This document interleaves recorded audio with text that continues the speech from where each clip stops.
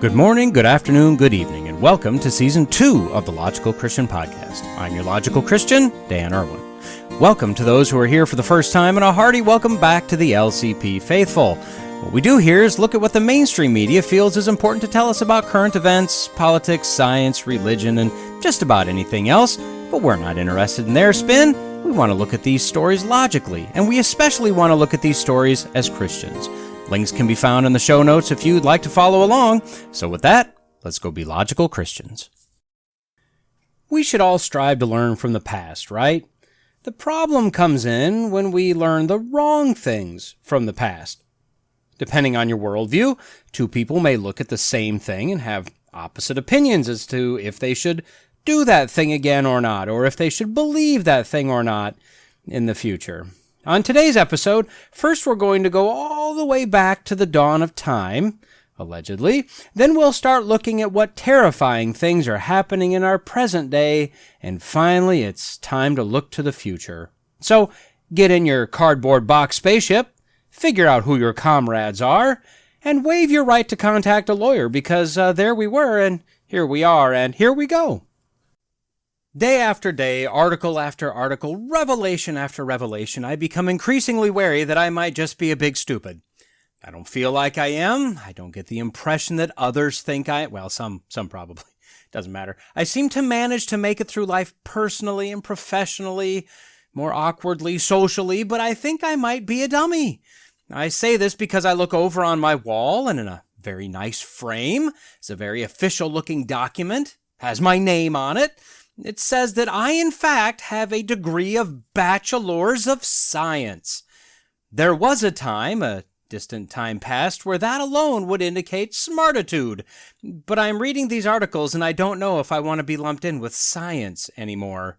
Because science appears to have had a serious head injury, and nobody is helping science. He's just lumbering along, wandering into traffic with a dazed look on his anthropomorphic face, but still spouting words and phrases claimed to be true, and people all around are still listening to him as if he had a clue about what's going on anywhere with anything.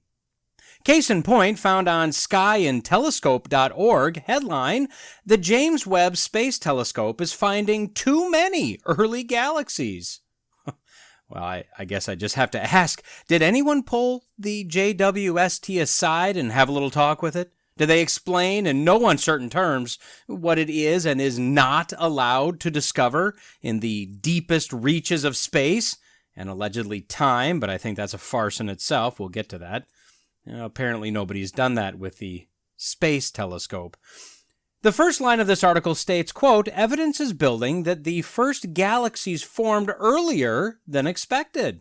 Oh, well, isn't it curious how the evolutionary sciences, obviously with quotes around that word, constantly have to change and update their timeline. Now, what we're told is that that's what science does. Okay, well, yeah, to some degree, sure, but there's literally nothing solid about any aspect of evolution. It's all fluid, because every discovery points to the fact that the evolutionary theory is stupid. It always has been.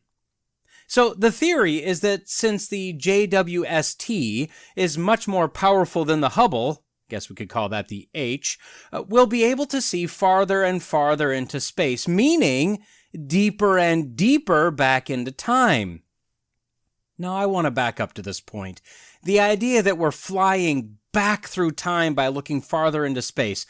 On the surface, that sounds plausible. We know, or some of us know, well, it's known, that based on the speed of light, it takes about 8 minutes for the light of the sun to reach the earth. So when we look up at the sun, and don't do it for long, we're seeing it as it was 8 minutes ago. If the sun exploded, we wouldn't know for 8 minutes, and then it wouldn't matter if we knew it or not. So the theory, as best I can work out in my head, is that light is kind of like a ladder, and each rung we can climb is farther back in time. I didn't mean for that to rhyme. Oh, there it goes again. Anyway, that's what they'd have us believe. Now, I claim this to be bunk. Oh, I'm sorry to use that language, but yes, I say bunk to this.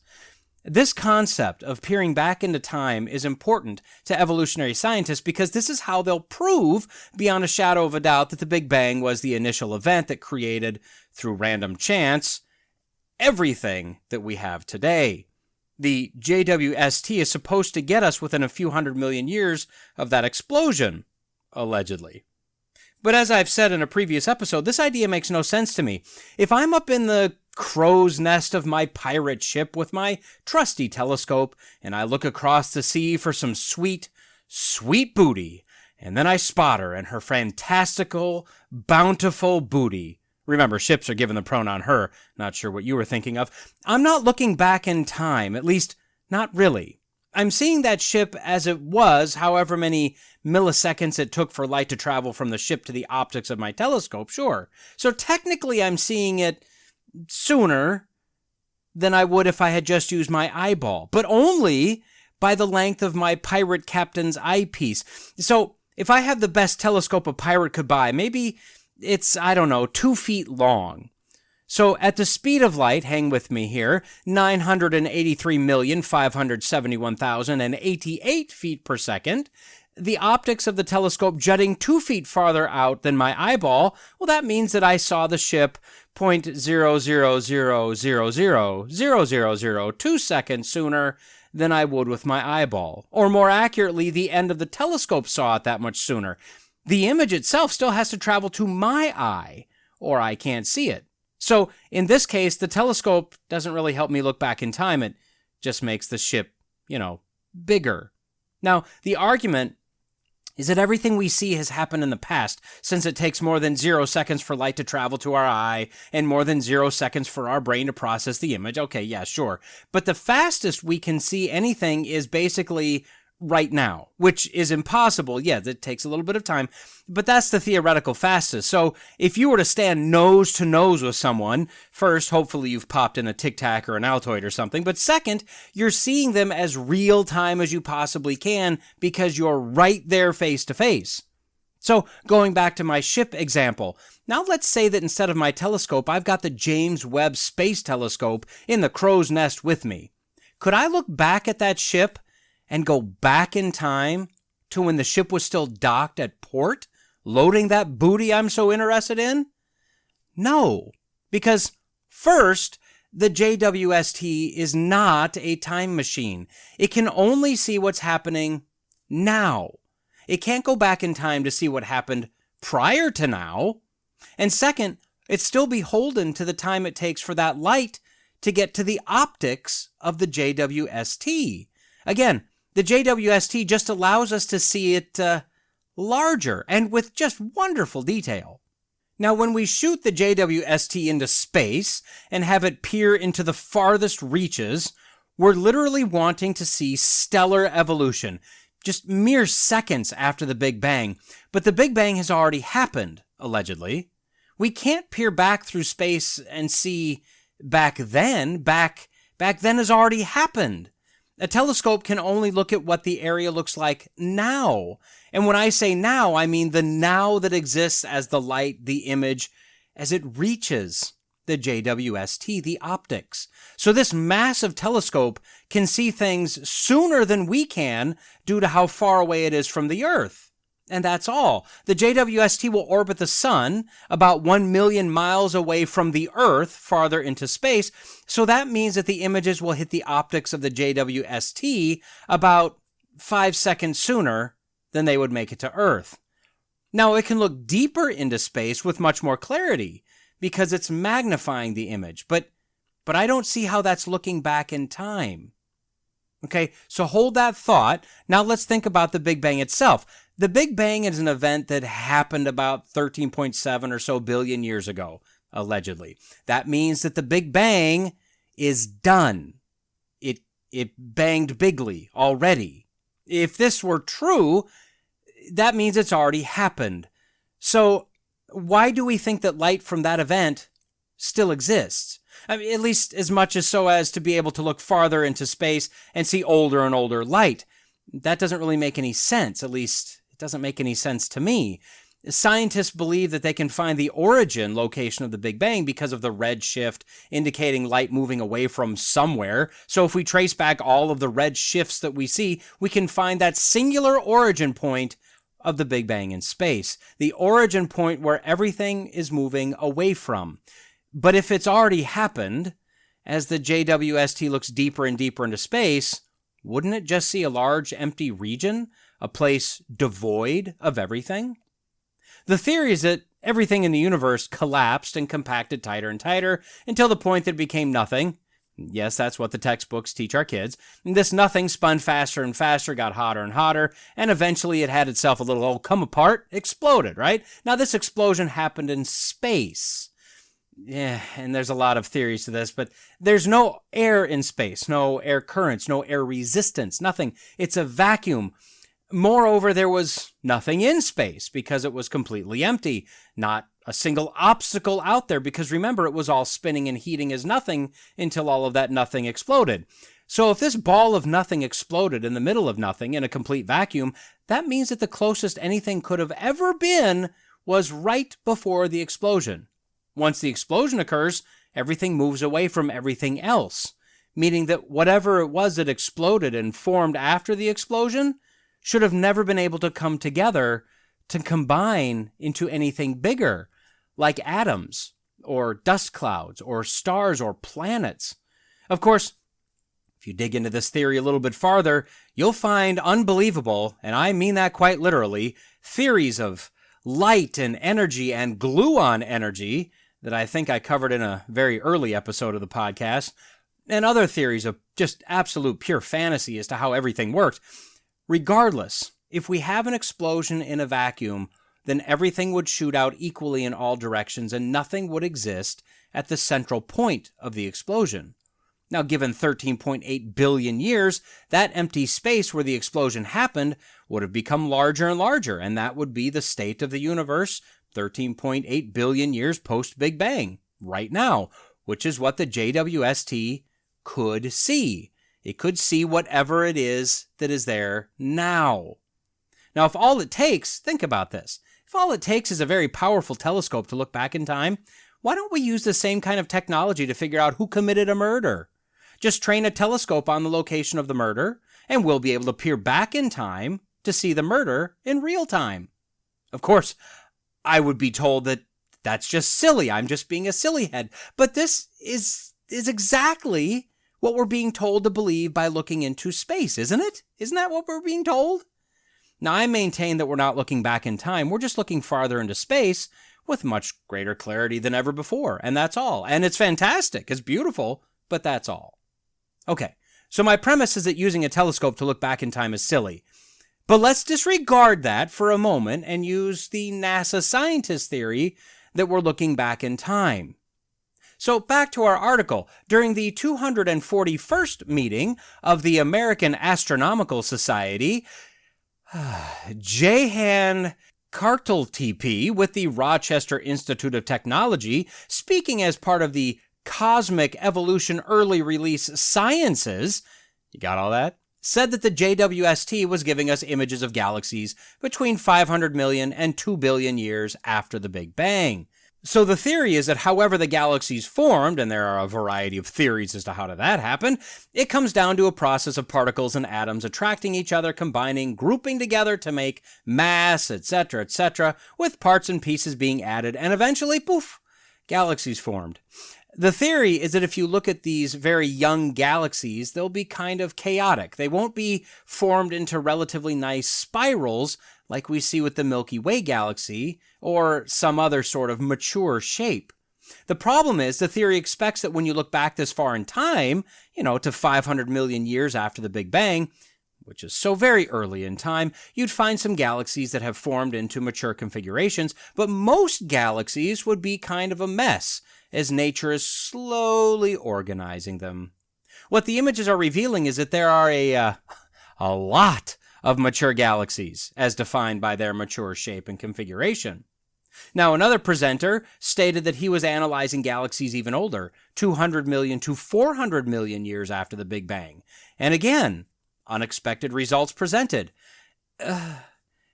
Haojing Yan, the presenter in question from the University of Missouri, stated, quote, "Our previously favored picture of galaxy formation in the early universe must be revised." Oh, yes, I would agree with that. Another presenter, Jordan Morocha from the Jet Propulsion Laboratory, said that there are either many more galaxies than previously thought, or they're much brighter than the model predicts. He said, quote, "I think we have more to think about." Yup, I would agree. Maybe dump your silly theory when the predictions from the theory are all wrong. And then when they're completely wrong, maybe it's a bad theory. How about that? But no, it's not what they're going to think about. They'll think about how to either spin what they're seeing to make it sound good, or they'll just create a new theory. I mean, either way is fine as long as evolution and the Big Bang is still seated in its place of honor. Okay, look, here's the deal. Evolution, a full frontal, direct attack on biblical authority, as well as not only the sovereignty and omnipotence, but the very existence of God, is a stupid theory. Now, I'm well aware of the fact that these scientists have more letters and acronyms after their names than I do, more degrees on the wall than I do, more published articles than I do. I do have one, though. That's something. More student debt than I do, or did, and are considered to be much more credible than I. I fully admit all of these things. But for all that they have, they lack one or possibly more things. First, they lack basic logical reasoning skills. Anyone with the very basic ability to use logic could look at these theories, then look at the evidence, then look at how the models and simulations fail every single time, then look at how the answer is to either make time longer or space bigger, or just dip into science fiction, to create a new theory, and reason to him or herself that maybe things are not as they appear. And that's the first possibility. Second, they may just be disingenuous. I think this is probably the least likely of the possibilities, but it could be that they know it's wrong. They know none of this is plausible. They just like to be in with the crowd, this specific crowd, or they like to deceive others, so they just continue on. Third, they may be trapped. For those that have poured their very lives into something, the idea of, letting go or doing a complete about face, that's not overly appealing. I get that. They may be stuck, not wanting to lose credibility or face embarrassment. Just keep up the charade, and eventually death will free them of this pseudo-scientific prison. Fourth, and whether they realize this or not, this is definitely a factor, they don't want and can't have there be an all-powerful creator God. The implications of a God-created universe, of a being so powerful that he could simply speak everything into existence in 6 days, including man, that's a terrifying proposition. The idea that this God, possibly even the God of the Bible, gasp, created everything, created man, created each one of them, and thus has full rights and claim over each of us, has rules and laws, has created a very narrow way to eternal life in paradise, a very broad way to eternal torment as punishment, consequences for unrepentant actions, that's too far over the line of credulity or anything they're willing to accept. Remember, science is the study of what you can use your senses on, what you can prove, what you can test, not a magical invisible sky god. Also not evolution, but we don't need to mention that. The problem is, as I've stated in the past, science isn't science unless all credible possibilities are taken into account. Unfortunately, I believe I'm correct when I theorize that mainstream science simply believes that a God is not a credible possibility. And since God is invisible, the theory can't be tested, and thus isn't scientific. It's religious. But as the oft-repeated comparison states, I don't need to see the engineers, the designers, and the manufacturers of, say, my TV or my car or my cell phone to know that they exist. I don't need to speak personally with the painter to know he exists. I know this based on the fact that his painting exists. As Romans 1 says, for what can be known about God is plain to them because God has shown it to them. For his invisible attributes, namely his eternal power and divine nature, have been clearly perceived ever since the creation of the world in the things that have been made. So they are without excuse. See, the fact that we see an orderly universe, a mature universe to the furthest reaches we can see in space, and accepting their premise, time, the fact that we see mature galaxies, many of them, when the man-made theories say that there should be very, very few, if any. The fact that evolutionary theories are nothing but a religion unto themselves, requiring faith in the theories, as even the flimsiest veneer of the theory of evolution is unprovable, untestable, and apparently unrepeatable. The fact that even the little testing they can do against their theories result in failure of the theory almost every time, and so many other facts that absolutely brutalize their godless theory, those alone should cause a real scientist, a true logician, a genuine human being, secure enough to be wrong, curious enough to search for truth no matter what that might be. Those facts should cause all mankind to stop and question these theories before buying in, necessarily closing and covering their eyes, believing that if they can't see God, he must not exist. Unfortunately, just as they refuse to see God, they refuse to see the gaping holes and illogical nature of their theories. If scientists today were genuine in their pursuit of scientific facts, they would look to all possible sources of knowledge. Genesis 1 states, "And God said, Let there be lights in the firmament of the heaven to divide the day from the night, and let them be for signs, and for seasons, and for days and years, and let them be for lights in the firmament of the heaven to give light upon the earth. And it was so. And God made two great lights, the greater light to rule the day, and the lesser light to rule the night. And he made the stars also. And God set them in the firmament of the heaven to give light upon the earth, and to rule over the day and over the night, and to divide the light from the darkness. And God saw that it was good." And we see that stars, the sun, the moon, these are used for signs and for seasons and days and years. Now, notice how they aren't used for weeks or months. Days are governed by the rotation of the earth. Years are governed by the orbit of the planet around the sun. Weeks and months are not governed by astronomical timing. They're seemingly arbitrary, except that weeks, the 7-day week, is governed by this very creation event that we pulled this excerpt out of. Even the tiny details are accurate in the Bible. In Deuteronomy 4, as Moses is recounting the giving of the law, the 10 Commandments, he tells the people to teach this law to their children, "Lest ye corrupt yourselves and make you a graven image, the similitude of any figure, the likeness of male or female, the likeness of any beast that is on the earth, the likeness of any winged fowl that flieth in the air, the likeness of anything that creepeth on the ground, the likeness of any fish that is in the waters beneath the earth. And lest thou lift up thine eyes unto heaven, and when thou seest the sun and the moon and the stars, even all the host of heaven, shouldst be driven to worship them, and serve them, which the Lord thy God hath divided unto all nations under the whole heaven."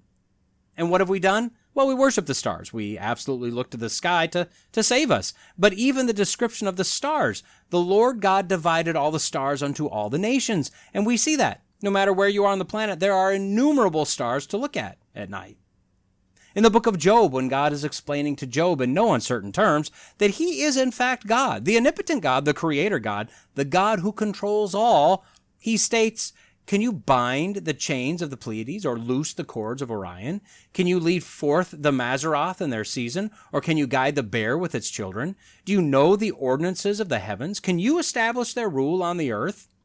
See, for all of our perceived wisdom, our might, we still have no idea how these constellations came into being, or how they work, or how they stay consistently in their course. We have no control over any of it. In Psalm 8, David questions, "When I consider thy heavens, the work of thy fingers, the moon and the stars, which thou hast ordained, what is man, that thou art mindful of him, and the son of man, that thou visitest him?" In Psalm 147, he states, "He telleth the number of the stars, he calleth them all by their names." In Psalm 148, he exhorts, "Praise ye him, sun and moon. Praise him, all ye stars of light. Praise him, ye heaven of heavens." Did you know that the entire universe has a sort of haunting melody, a tune that it plays? Each celestial body gives off its own sound. Now, these aren't audible to you or me, as there's no air and space to create sound waves, but they give off a frequency that scientists have translated into sound. I have no doubt that the entire universe is, in fact, praising God. And the Bible goes on with statements of fact and poetic accounts of creation, of God's power in the heavens, of his controlling of each and every movement. Now, although I agree that using the Bible as a science book is not what the Bible was intended for, but I also know that in science, when you develop hypotheses, You investigate and test against all data, against all known possibilities, and as theories are whittled away, those that remain are what you must conclude to be most correct. In the case of stellar evolution, the theories have been whittled away to the point that they really don't even exist anymore. The so-called scientific facts are nothing but shadows and phantoms, but science has nothing else to use, so they must grasp onto these theories with all of their might. If they'd only turn to the Bible to see what it says, they would find that the claims made in the Bible may not be able to be tested in full, may not be able to be repeated by man, but in no way have any or can any of the claims be disproven. Leaving the biblical account of creation of the universe, he made the stars also, the only plausible, possible, logical explanation for all we see today. Welcome back, my fellow capitalist American pig dogs, to our look at the glories of the only God-ordained, utopia-creating, perfect system of government, communism. This is part devoir in our look at the communist goals for America, as written about in the 1958 W. Cleon Skousen book entitled The Naked Communist and read into the congressional record by Congressman Albert S. Erlong Jr., a Democrat, let me remind you, from Florida in 1963. By the way, devoir is Russian for two. If you missed part one, I'd suggest you go back and listen to it, as it covers two very important points: where communism fits in the global political spectrum and the horrors of communism and what it's wrought on literally everything and everyone it touches. Plowing ahead, what is communism exactly? Well, after doing extensive research, I'll be honest, the opening paragraph on Wikipedia summed it up very nicely. Quote, "Communism, from Latin communis, or common universal, is a socio-political, philosophical, and economic ideology and current within the socialist movement, whose goal is the establishment of a communist society, a socio-economic order centered around common ownership of the means of production, distribution, and exchange that allocates products to everyone in the society. Communist society also involves the absence of private property, social classes, money, and the state." Okay, so before we dive into the goals for America, I want to break this down just a little bit, this description of communism. We'll do this quickly. Now, notice that this is not only a political or a social or an economic ideology. It's all of those, and it's philosophical as well. The state, which is the communist government, the rulers, they are your provider, protector, employer, producer, defender, as well as the lawgiver and the judiciary and the corrections. And finally, they are your God. Literally. They don't want you to have religion. Look to the state to be your God. And if you do have a God, say like the Russian Orthodox, which is basically Catholic with a lot of bling, yeah, I know there are differences, but for our purposes, that's close enough. The Russian Orthodox religion is fine, as long as the state is just a little bit above the church and the religion and any so-called magical sky god. Communism advocates for common ownership of everything, but not by you or I, by the state. There is no private property. They determine what to make, how to make it, how much to make, who should make it, who should get it, and how much you can get, and the price you'll pay to get it.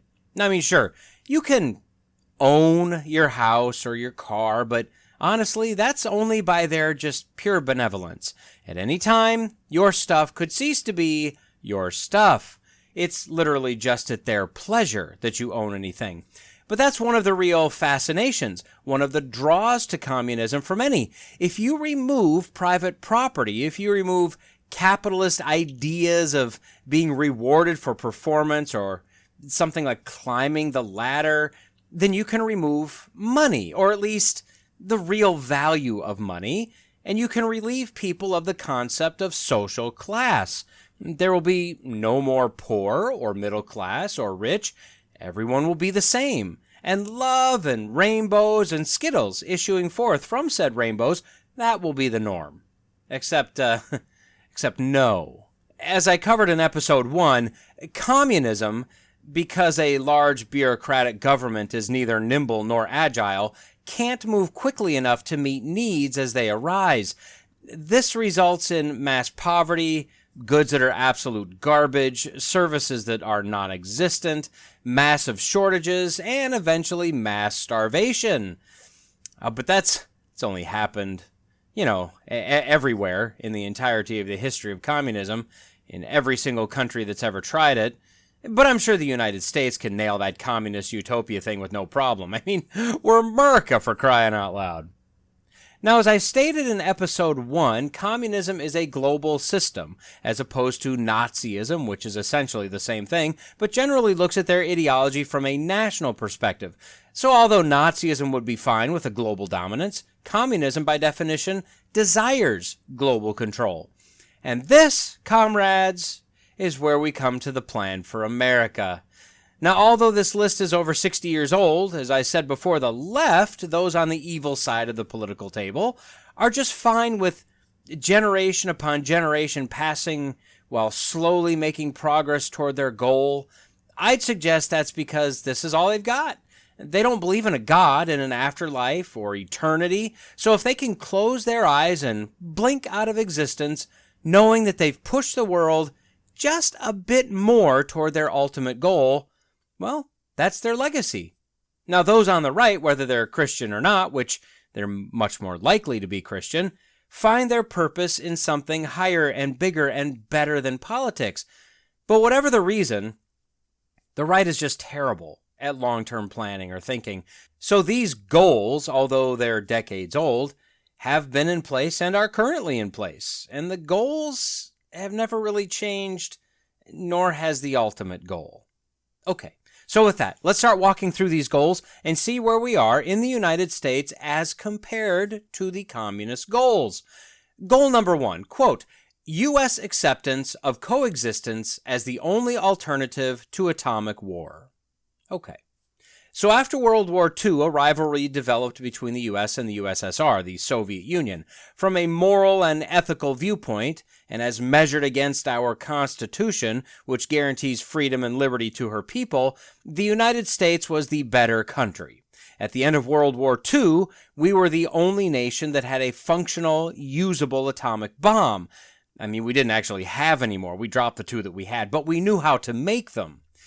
At that point, we had the upper hand. But those were considered from the very beginning to be a last resort. The Soviet Union had a formidable military. They were large and powerful, and almost immediately the chest bumping started in Europe, with the Soviets wanting to exert control and install their hand-picked leaders in various countries, and the United States pushing against them, basically trying to do the same thing. In 1949, Russia tested its first atomic bomb, which at that point made the U.S. and the USSR essentially equal rivals. Now, this was the beginning of the Cold War. The Cold War ended in the 60s or 70s, technically, as other nations became stronger, and the Soviet Union, they started to break apart. And then in the early 90s, when Mikhail Gorbachev came to power, the Soviet Union collapsed. Now, historians will tell you that it collapsed, the Cold War ended, the United States had won. But did we? The answer is actually no. No, we didn't. See, ideologies like this don't die. They just hibernate. And that's what communism and the concept of the USSR did. In fact, Vladimir Putin today and his leadership, they're very pro-USSR, and they would like nothing more than to see the old USSR reassembled and a major power player on the world stage once again. Now, during the Cold War, and still today, the globe lives under the umbrella of what's termed mutually assured destruction, MAD, with the USSR and the US both having nukes, and then gradually other countries having nukes, and now pretty much every country has at least a few nuclear warhead-topped missiles. We all know that if one of us launches, the odds are pretty close to 100% that everyone launches, and then cockroaches living off of warehouses full of Twinkies, they'll rule the planet. So none of us launch. And because of this theory of MAD, goal number 1, quote, U.S. acceptance of coexistence as the only alternative to atomic war, Well, that was checked off long before these goals were read into the congressional record. We almost immediately, begrudgingly said that for now, they'll just have to exist. But we're not going to make it easy for them. Or are we?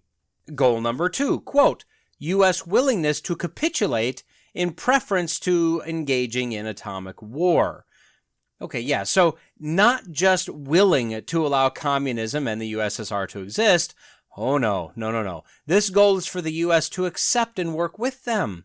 Let's all just make nice. It's like the two buddies smiling as they exit the store, but the one friend has a gun buried deep in the ribs of the other one. We're just good friends. We're just walking and laughing and having a good time, right? I mean, are we all best friends across the global stage? No, certainly not.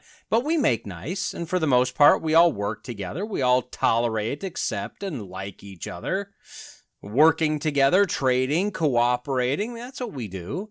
Now, I'd say that the threat of atomic war might have been more of a factor decades ago than it is today, but either way, our politicians talk a big game. But those on the right and the left, save for a few, have absolutely no problem with the existence of communism today. It's just another political system to them. It's not in reality, but it is to them. Now, I think we can check off goal number 2. I think we probably did that one.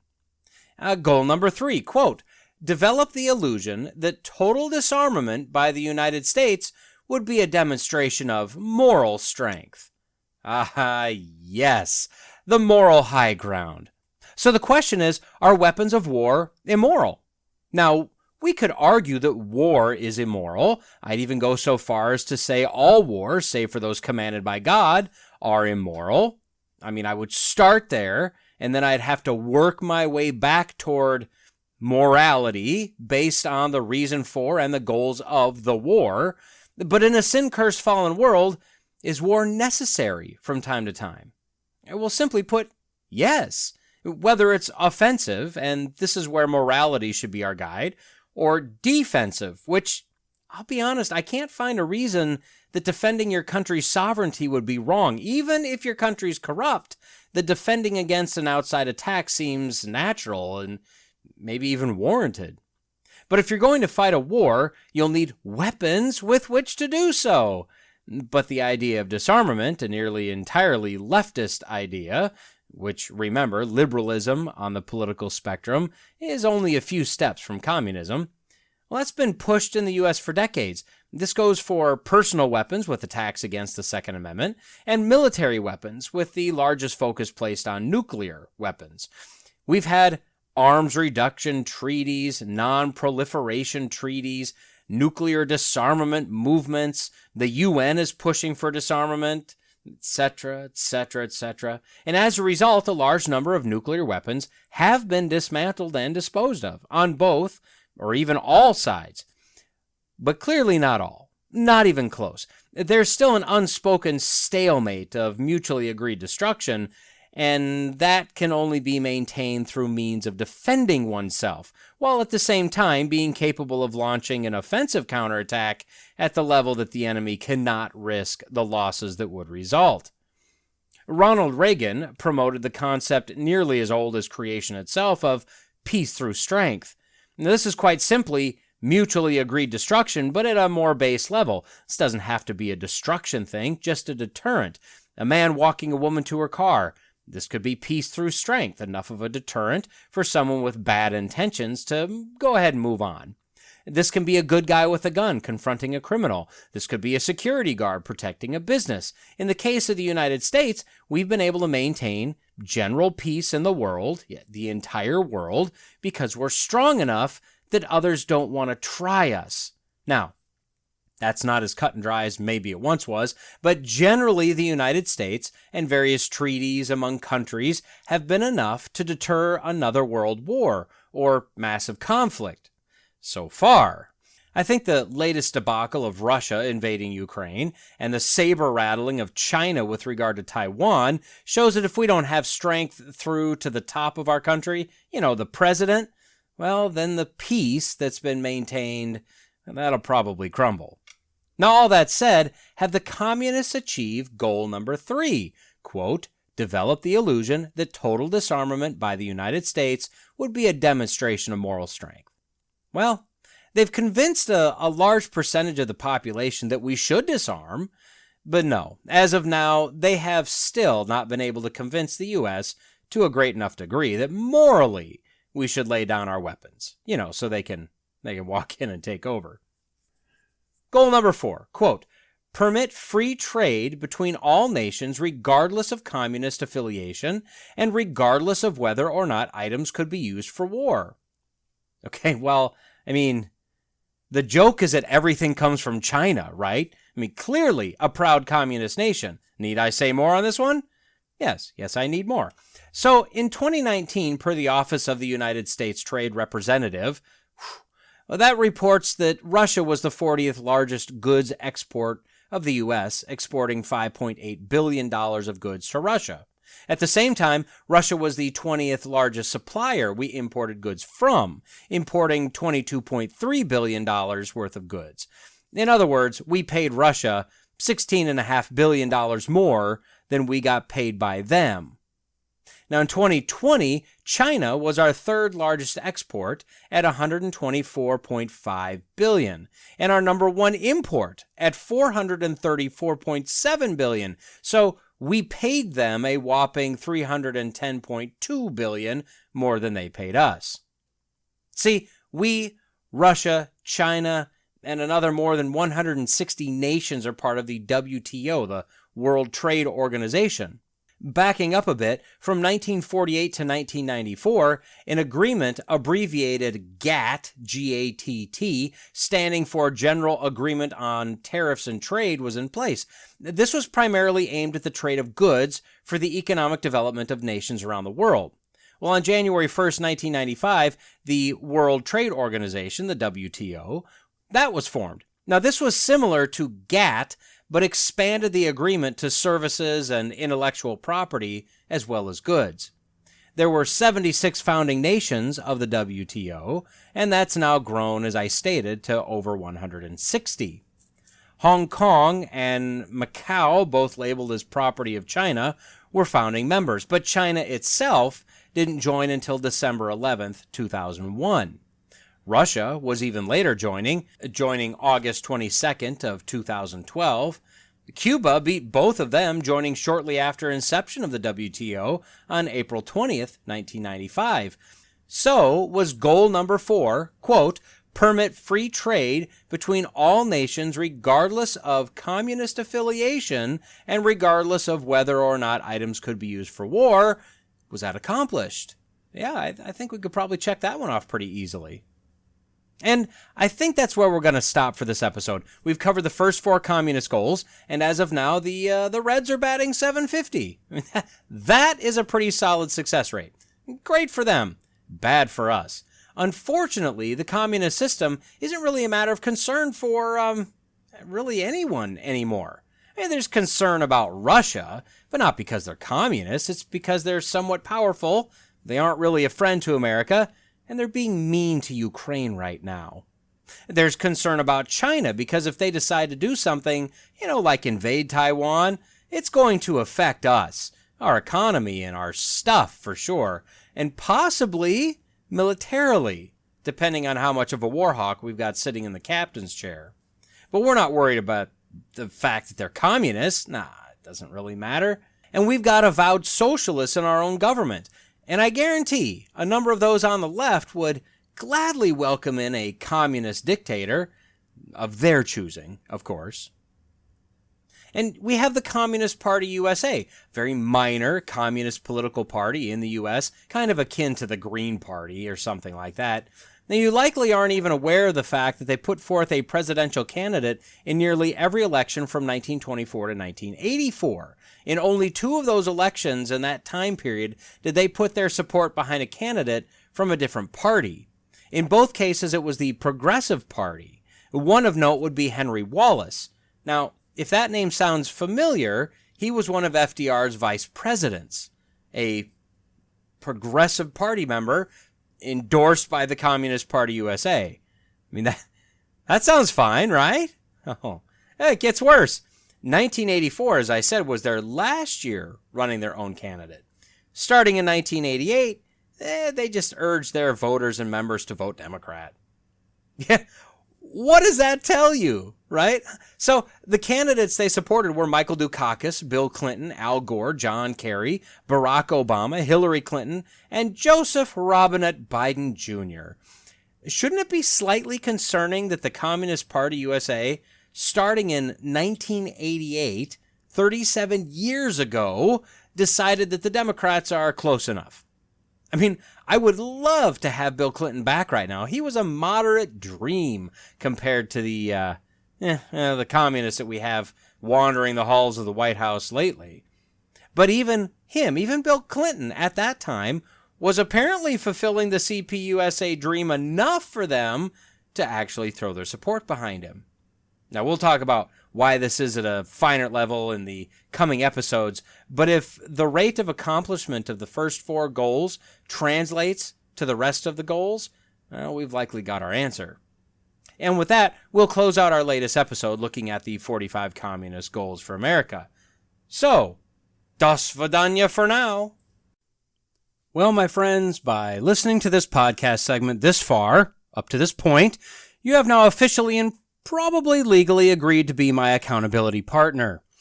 So last week I did a segment on setting goals. I'm not a professional goalologist, but with some blatant theft from others and my own additional spin, I've got a method of thinking through goal setting. Just briefly recall that we want SMART goals. That stands for specific, measurable, achievable, relevant, and time-sensitive. That method is used pretty much the world over, specifically in business, but I think it's really just about anywhere and everywhere at this point. This is the how in setting goals. As for what areas we want to set goals in, I stole that from Dave Ramsey. Those areas are finances, spirituality, fitness, education, family, career, and social. And then my personal spin is the why. We should have reasons, and if possible, a reason higher than just, I want muscles, or I want more cash in the bank, or I want to be the boss. As Christians, we should try to have a spiritual reason, a goal toward increasing levels of sanctification. To do that, I look at the fruits of the Spirit, trying to tie a fruit or fruits to my goals. The fruits of the Spirit are love, joy, peace, patience, kindness, goodness, faithfulness, gentleness, and self-control. As for me, my goals tend to drive toward areas of weakness in fruits of the Spirit, and then, of course, certain goals necessarily point at certain fruits. So with that said, here's my plan, and we'll see what happens as we go through the year. Now, I've set up some goals for myself for 2023. These may change as I go through the year, as we never really know what the year's going to bring, but this is my initial attempt at setting up some SMART goals in most, but not all, the Ramsey areas. And then I've tried to tie at least one or more fruit or fruits to these goals. I'll go over some of my goals in a little more detail. Some I'll kind of gloss over. Some I'm keeping to myself. Now, there are a few of these goals that I'm going to let you be my accountability partner on. My thought is that after the closing theme music ends on Friday's episodes, I'll give a brief update as to my progress. If you're curious, you can listen past the closing bump and hear how well or not so well I'm doing. I'll likely mention the location of this little progress report once or twice more, and then that's it. If you're interested, it will hopefully be out at the end of this thing on Fridays. So first, let's hit some of my goals. In the area of finance, as a background, and I'm not going to give any specific numbers, I think finances should be a relatively private matter, but I currently have a certain level of savings in the bank. I pay a certain amount over on my mortgage principal every month. That's the last debt I have. And I maintain a certain level of charitable giving through a combination of tithes, charities, and parachurch ministries. So my first 3, or you could all lump it together, and my first goal, however you want to count it, is to maintain those levels in 2023. The reason I say maintain is because I'll have some other expenses that I know of coming up, some that I can foresee showing up, and then there are the things you just never know. So I want to keep those levels the same as I manage my way through the other stuff. So keeping that in mind, one of the goals I'll have, and it's a goal that I'll meet one way or another, I have a vehicle that I'll be having to at least purchase in part for the kid who will be getting her license relatively soon. As a stretch goal, I want to finish remodeling the kitchen, which I started doing kind of piecemeal last year. Now, these goals I'm not really going to update in the updates. It's at least not on a regular basis. You don't need to worry about holding me accountable to this. If there's anything you need to know, I'll let you know. One other goal in my financial area of goal setting is I need to update my will, as my current will and living will, they're just grossly out of date at this point. So this is one I've got a date set. I want to have it done by the end of third quarter.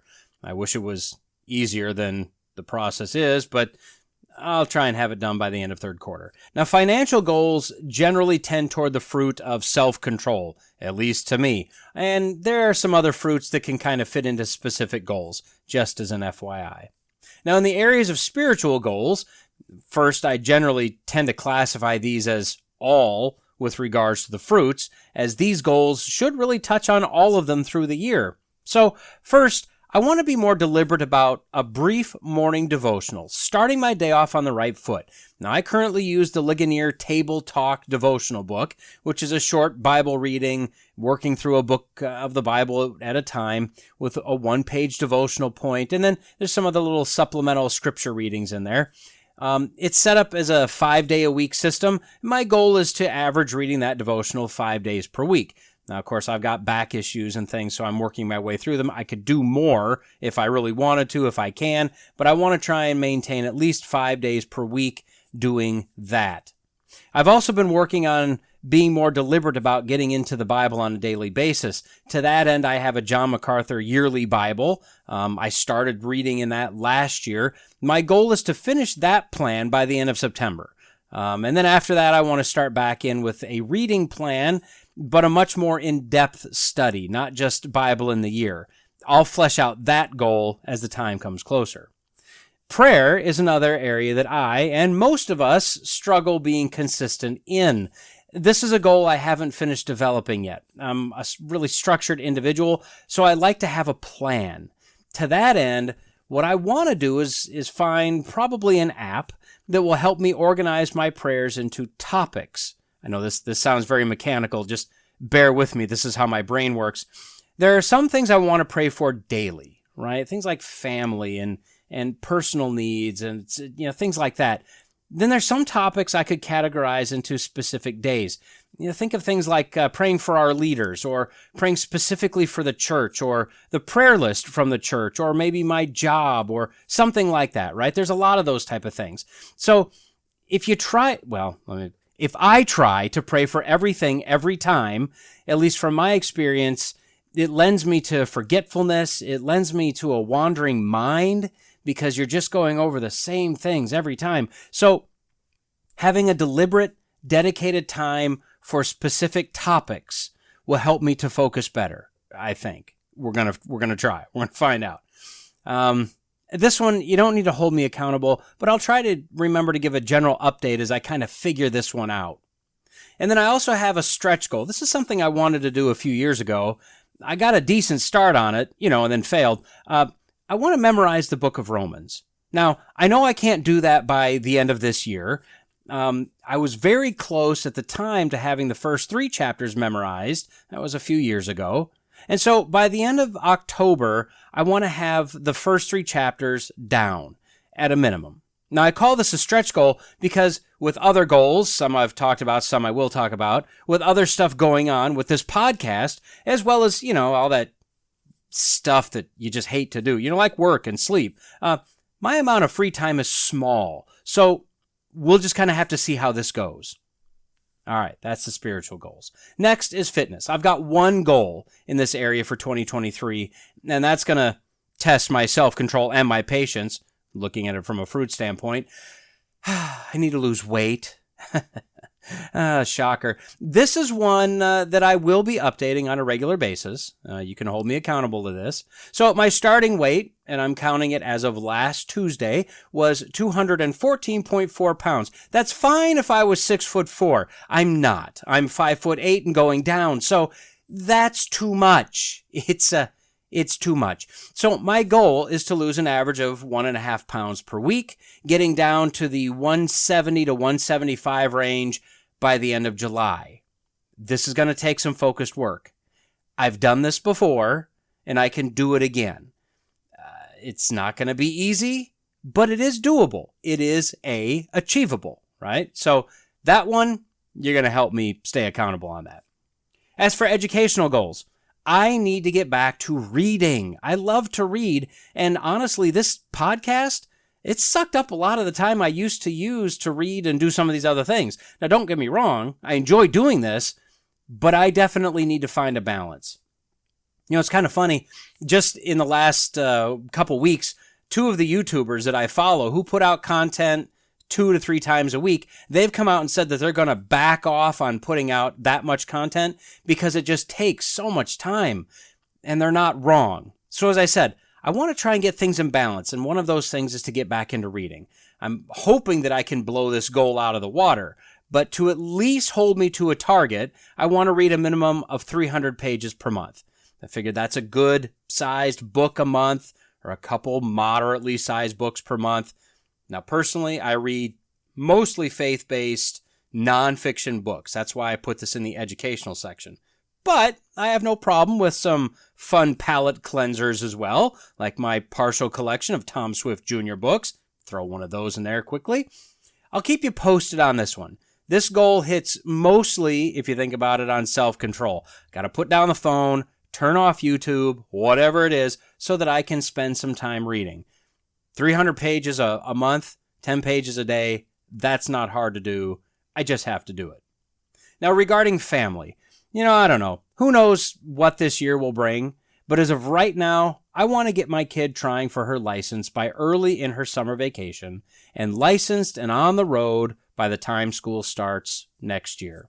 Now, I'm not in complete control of this, but my part is to give her enough practice time and enough instruction to get her ready. Then it's on her.